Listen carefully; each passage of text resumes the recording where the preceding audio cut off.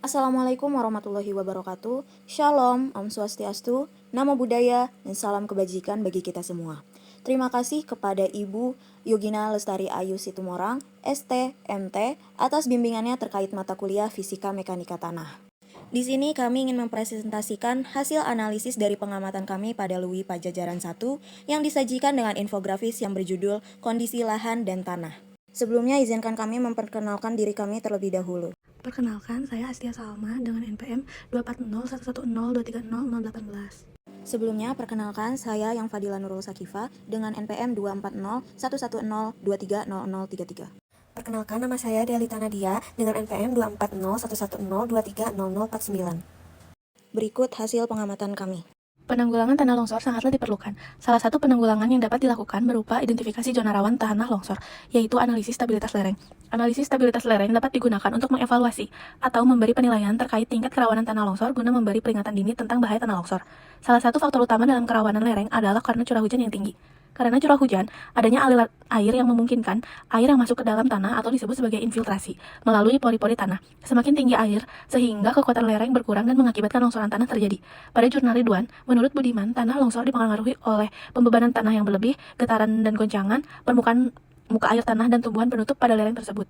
Berdasarkan pengamatan kami pada LUI, kerawanan potensi longsor yang akan terjadi adalah karena karakteristik tanah yang berpasir ataupun lunak, tidak adanya vegetasi ataupun vegetasi penutup pada lereng. Aliran air dari curah musim hujan, pergeseran tanah yang cukup kuat apabila terjadi getaran gempa dan tanah yang tidak rata saat pembangunan jalan di atasnya. Jalan pada sekeliling LUI nampak terlihat jelas ada yang tinggi dan tidak ada lereng di sisi kanannya. Selanjutnya, lokasi kondisi tanah dan lahan ini berada di LUI Pajajaran 1 Sumedang, dengan tujuan untuk mengidentifikasi dan menganalisis nilai tingkat kerawanan tanah longsor pada LUI, mengetahui cara penanganan potensi tanah longsor, mengetahui jenis tanah dan karakteristik tanah, dan mengetahui perencanaan dalam menerapkan sebuah konstruksi di atas sebuah lahan. Tekstur tanah pada lahan tersebut didominasi oleh pasir yang memiliki karakteristik khusus. Butiran-butiran tanah pasir berukuran besar dan terasa kasar saat disentuh. Karena ukuran butirannya yang besar, partikel pasir tidak dapat saling menempel dengan kuat sehingga daya ikat antar partikel menjadi sangat rendah. Selain itu, tanah pasir memiliki porositas yang tinggi, artinya ruang-ruang kosong antara butiran tanah sangat banyak. Hal ini membuat air dapat dengan mudah mengalir melewati tanah, menjadikannya cepat kering. Namun, sifat ini juga menyebarkan tanah berpasir kurang mampu menyimpan air dan nutrisi yang dibutuhkan oleh tanaman, sehingga lahan dengan tekstur ini seringkali kurang subur jika tidak dikelola dengan baik. Berikut identifikasi potensi longsor LUI Pajajaran 1. Potensi longsor di lokasi ini cukup tinggi, terutama karena jenis tanahnya yang berpasir. Tanah berpasir cenderung memiliki daya ikat yang rendah dan porositas yang tinggi. Hal ini menyebabkan tanah mudah tergerus oleh air, terutama di area dengan lereng curam seperti yang terlihat. Vegetasi yang ada di lahan tersebut mungkin sedikit membantu mengurangi risiko longsor, tetapi pada area tersebut sangat minim tanaman penutup, sehingga risiko erosi dan longsor meningkat. Adanya badan air di dekat lereng juga dapat meningkatkan risiko longsor karena air dapat menyebabkan erosi pada kaki lereng, mengurangi stabilitas tanah. Sering terlihat sudah diterapkan, namun kurang berbentuk dan tampaknya sederhana yang hanya mengandalkan struktur tanah tanpa penguatan tambahan seperti batu atau beton.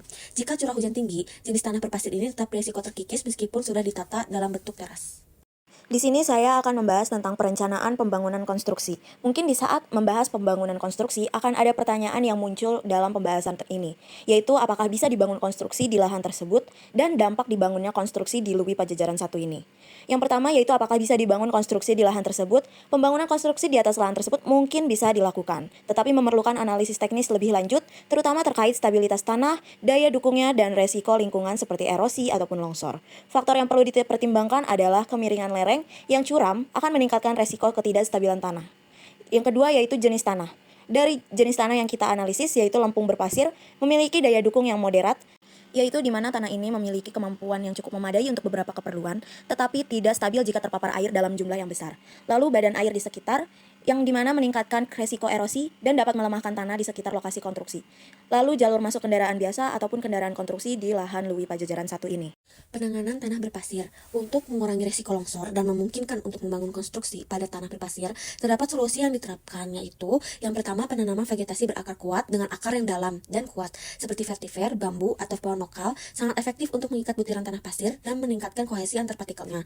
Akar tanaman ini mampu menembus lapisan tanah dan mencegah pergerakan butiran pasir yang dapat menyebabkan longsor. Selain itu, vegetasi penutup tanah seperti rumput cepat tumbuh dapat melindungi permukaan tanah dari erosi yang disebabkan oleh aliran air hujan serta membantu memperkuat struktur tanah secara alami. Yang kedua, penerapan sistem drainase yang baik. Penerapan sistem drainase yang efektif sangat penting untuk mengurangi potensi longsor pada tanah berpasir. Dengan adanya saluran drainase yang terencana dengan baik, air dapat dialirkan secara merata tanpa menyebabkan penumpukan di satu area. Hal ini mencegah tanah menjadi jenuh dan mengurangi resiko tanah yang kehilangan stabilitas akibat kejenuhan air. Drainase juga mengurangi erosi yang sering terjadi pada tanah berpasir saat hujan deras. Yang ketiga, pemadatan tanah. Melakukan pemadatan tanah untuk meningkatkan daya dukung tanah sehingga tanah dapat menahan beban.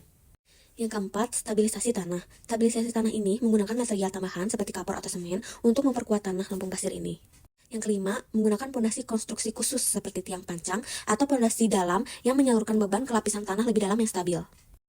Ada pula metode perbaikan lereng. Menurut Jurnal Ridwan, yang mengutip panduan dari Hardiatmo, bahwa metode perkuatan dan perbaikan lereng dapat dilakukan dengan 3 metode, yaitu metode geometri, metode hidrologi, dan metode kimia dan mekanis. Yang pertama yaitu metode geometri, yaitu perbaikan lereng dengan cara mengubah geometri lereng. Misalnya mengubah bentuk lereng atau memperkecil sudut untuk meningkatkan stabilitas. Yang kedua yaitu metode hidrologi, yaitu dengan cara menurunkan muka air tanah atau menurunkan kadar air tanah pada lereng sehingga menekan resiko longsor akibat kelembapan yang tinggi.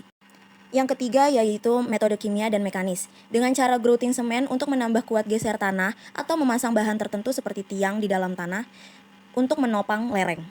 Ada pula metode perkuatan dan perbaikan lereng yang dapat dilakukan, yaitu seperti metode shortcrete, yaitu salah satu metode perkuatan lereng dengan aplikasi mesin penyemprot beton yang ditemukan pada tahun 9910 oleh Carl Elton Ackley pada tahun 1864 sampai 1926, di mana hal ini untuk melapisi permukaan lereng untuk memberikan perlindungan dari erosi dan memperkuat struktur.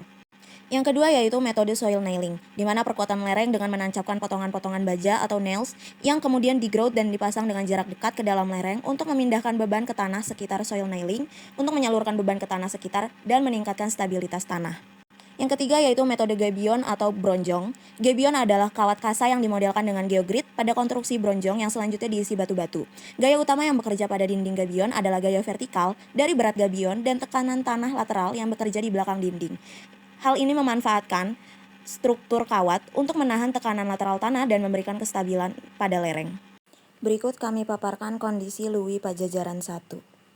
Kesimpulan yang dapat ditarik dari analisis ini adalah bahwa mitigasi risiko sangat diperlukan dalam pembangunan di area Lewi Pajajaran 1 Sumedang yang memiliki potensi longsor tinggi. Faktor utama yang menyebabkan kerawanan tanah longsor di area ini meliputi karakteristik tanah berpasir yang memiliki daya ikat rendah dan porositas tinggi, minimnya vegetasi penutup, curah hujan tinggi, serta keberadaan badan air yang mempercepat erosi. Penanganan yang disarankan meliputi penanaman vegetasi dengan akar kuat, penerapan sistem drainase yang baik, dan perencanaan terasering yang diperkuat. Pembangunan konstruksi di daerah ini memerlukan analisis teknik mendalam terkait stabilitas lereng, daya dukung tanah, dan mitigasi dampak lingkungan seperti erosi atau longsor untuk memastikan keamanan dan kelestarian ekosistem.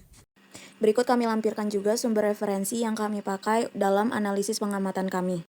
Sekian penjelasan dari analisis yang kami lakukan, kurang lebihnya mohon maaf, dan terima kasih atas perhatiannya. Wassalamualaikum warahmatullahi wabarakatuh.